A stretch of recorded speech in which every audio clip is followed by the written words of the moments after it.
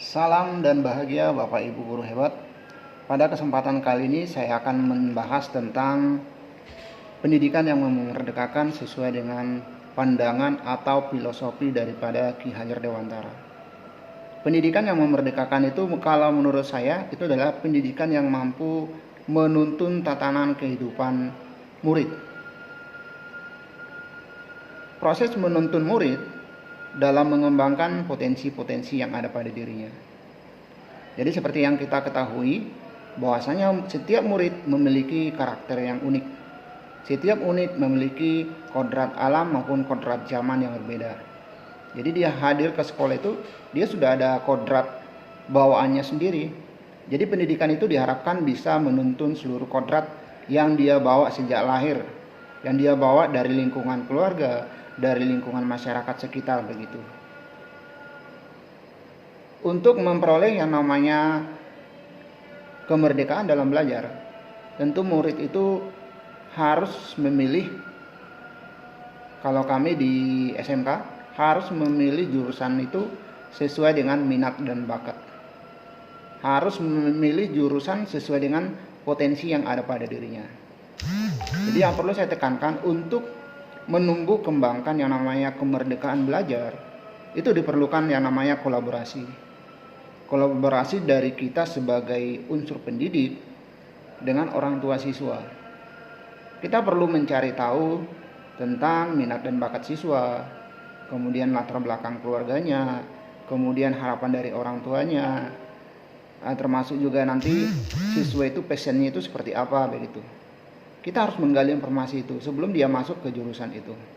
Sehingga nanti pada saat dia sudah masuk di tahun ajaran baru, siswa itu memang benar-benar bersemangat gitu ya. Memang sesuai dengan harapan dia, sesuai dengan minat bakat, sesuai dengan passion dia masuk di jurusan itu. Sehingga kita nanti sebagai pendidik akan lebih dimudahkan dalam menuntun. Karena memang dari awal siswa itu memang sudah berminat di jurusan itu. Itu nanti akan berbeda kesulitannya ketika siswa itu memang tidak sesuai dengan minat dan bakatnya. Selama dalam proses pembelajaran mungkin 3 tahun ya, 3 tahun, selama 3 tahun itu dia akan merasa tidak merdeka. Karena dia belajar tidak sesuai dengan minat dan bakatnya. Jadi ini menjadi PR penting bagi kita, baik sebagai pendidik maupun sebagai orang tua.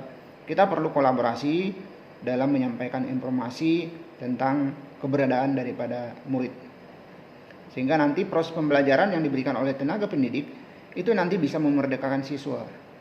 Tentunya dalam hal ini kita sebagai tenaga pendidik juga harus punya strategi sendiri.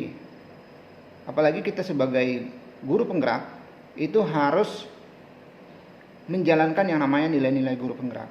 Jadi kita juga harus mau mengembangkan diri atau melakukan pelatihan secara mandiri untuk mengembangkan kompetensi diri. Kemudian kita juga harus sering-sering melakukan reflektif, kemudian sering-sering melakukan kolaborasi antara orang tua dan termasuk pemangku kebijakan lainnya dan juga masyarakat. Dan juga kita sebagai guru juga supaya pendidikan itu lebih memerdekakan siswa, kita juga harus lebih inovatif gitu ya.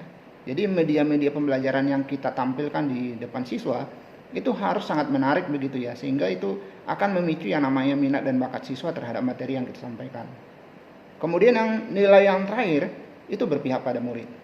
Jadi kita sebagai pendidik, kita harus memastikan bahwasanya setiap program pembelajaran, setiap materi pembelajaran itu memang berpihak kepada murid dan sesuai dengan kebutuhan murid.